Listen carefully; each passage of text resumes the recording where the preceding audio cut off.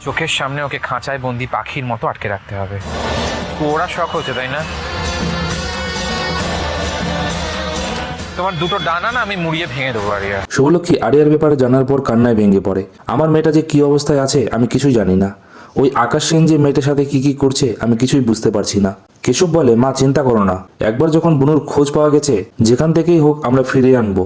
আদি বলে, যত তাড়াতাড়ি সম্ভব অস্ট্রেলিয়ার টিকিটের ব্যবস্থা করছি। আমার বিশ্বাস আমার স্ত্রী সুস্থ আছে, ভেঙে পড়লে চলবে না। আরিয়া ছেলেটিকে বলে, আমার এখন আইসক্রিম খেতে ইচ্ছা করছে, আইসক্রিম খাবো। ছেলেটি বলে, আমি তো বললাম দেরি হয়ে যাচ্ছে আমার।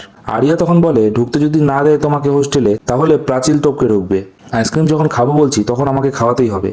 ছেলেটি বলে, এত রাতে আইসক্রিম, তাও আবার শীতকালে? আরিয়া বলে, শীতকাল গরমকাল কি যায় আসে, আইসক্রিম এমন একটা জিনিস মনকে খুশি করে দেয়। ছেলেটি বলে, ঠিক আছে, আপনার ইচ্ছে হয়েছে যখন আপনি খান।